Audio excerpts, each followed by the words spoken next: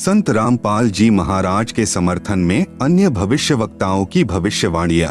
Number 1, England के ज्योतिषी कीरो ने सन 1925 में लिखी पुस्तक में भविष्यवाणी की है। 20वीं सदी अर्थात सन 2000 ईस्वी के उत्तरार्ध में यानी सन 1950 के पश्चात उत्पन्न संत ही विश्व में एक नई सभ्यता लाएगा जो संपूर्ण विश्व में फैल जाएगी। भारत का वह एक व्यक्ति सारे संसार में ज्ञान क्रांति ला देगा।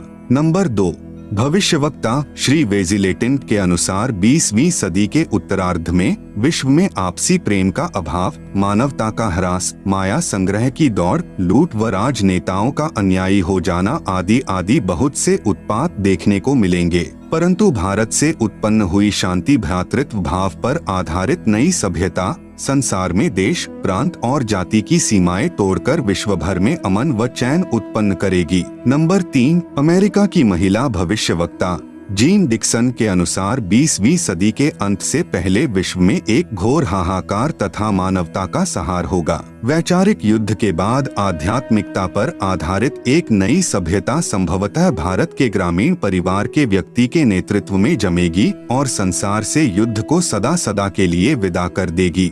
आप सुन रहे हैं जगत गुरु तत्वदर्शी संत रामपाल जी महाराज द्वारा लिखित पुस्तक ज्ञान गंगा का पेज नंबर 166।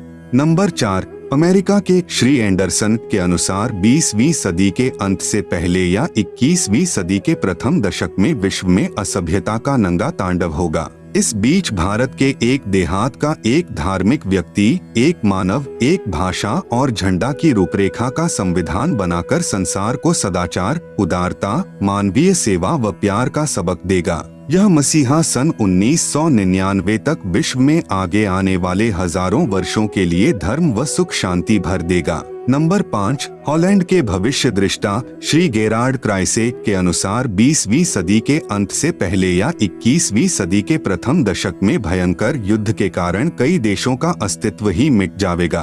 परंतु भारत का एक महापुरुष संपूर्ण विश्व को मानवता के एक सूत्र में बांध देगा व हिंसा, फूट, दुराचार, कपट आदि संसार से सदा के लिए मिटा देगा। नंबर 6, अमेरिका के भविष्यवक्ता श्री चार्ल्स क्लार्क के अनुसार 20वीं सदी के अंत से पहले एक देश विज्ञान की उन्नति में सब देशों को पछाड़ देगा, परंतु भारत की प्रतिष्ठा विशेषकर इसके धर्म और दर्शन से होगी, जिसे पूरा विश्व अपना लेगा। यह धार्मिक क्रांति 21वीं सदी के प्रथम दशक में संपूर्ण विश्व को प्रभावित करेगी और मानव को आध्यात्मिकता पर विवश कर देगी।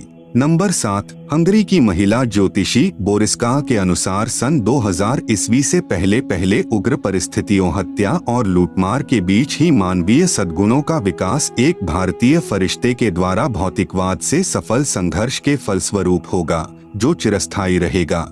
इस आध्यात्मिक व्यक्ति के बड़ी संख्या में छोटे छोटे लोग ही अनुयायी बनकर भौतिकवाद को आध्यात्मिकता में बदल देंगे। नंबर 8, फ्रांस के डॉक्टर जुलरवन के अनुसार सन 1990 के बाद यूरोपीय देश भारत की धार्मिक सभ्यता की ओर तेजी से झुकेंगे। सन 2000 तक विश्व की आबादी 640 करोड़ के आसपास होगी।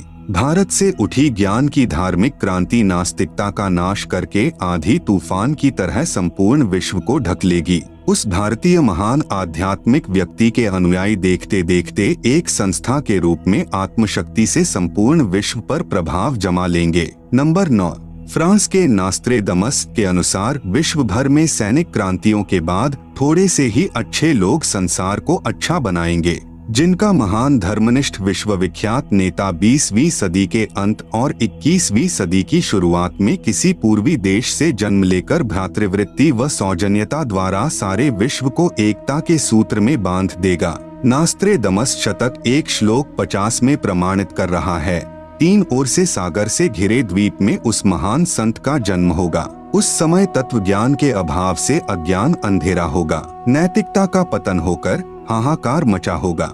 आप सुन रहे हैं जगत गुरु तत्वदर्शी संत रामपाल जी महाराज द्वारा लिखित पुस्तक ज्ञान गंगा का पेज नंबर 167। वह शायरन यानी धार्मिक नेता गुरुवर अर्थात गुरुजी को वर यानी श्रेष्ठ मानकर अपनी साधना करेगा तथा करवाएगा। वह धार्मिक नेता यानी तत्वदर्शी संत अपने धर्म बल अर्थात भक्ति की शक्ति से तथा तत्व ज्ञान द्वारा सर्व राष्ट्रों को नतमस्तक करेगा। एशिया में उसे रोकना अर्थात उसके प्रचार में बाधा करना पागलपन होगा। शतक 1 श्लोक 50, सेंचुरी 1, कन्ना 50। नंबर 10, इजराइल के प्रोफेसर हरार के अनुसार भारत देश का एक दिव्य महापुरुष मानवतावादी विचारों से सन 2000 ईस्वी से पहले आध्यात्मिक क्रांति की जड़ें मजबूत कर लेगा व सारे विश्व को उनके विचार सुनने को बाध्य होना पड़ेगा। भारत के अधिकतर राज्यों में राष्ट्रपति शासन होगा, पर बाद में नेतृत्व धर्मनिष्ठ वीर लोगों पर होगा, जो एक धार्मिक संगठन के आश्रित होंगे। नंबर 11, नॉर्वे के श्री आनंदाचार्य की भविष्यवाणी के अनुसार सन 1998 के बाद एक शक्तिशाली धार्मिक संस्था भारत में प्रकाश में आवेगी, जिसके स्वामी एक गृहस्थ व्यक्ति की आचार संहिता का पालन संपूर्ण विश्व करेगा। धीरे धीरे भारत औद्योगिक, धार्मिक और आर्थिक दृष्टि से विश्व का नेतृत्व करेगा और उसका विज्ञान यानी आध्यात्मिक तत्वज्ञान ही पूरे विश्व को मान्य होगा। उपरोक्त भविष्यवाणियों के अनुसार ही आज विश्व में घटनाएं घट रही हैं। युग परिवर्तन प्रकृति का अटल सिद्धांत है। वैदिक दर्शन के अनुसार 4 युगों सतयुग, त्रेतायुग, द्वापर और कलयुग की व्यवस्था है। जब पृथ्वी पर पापियों का एक छत्र साम्राज्य हो जाता है, तब भगवान पृथ्वी पर मानव रूप में प्रकट होता है। मानवता के इस पूर्ण विकास का काम अनादि काल से भारत ही करता आया है।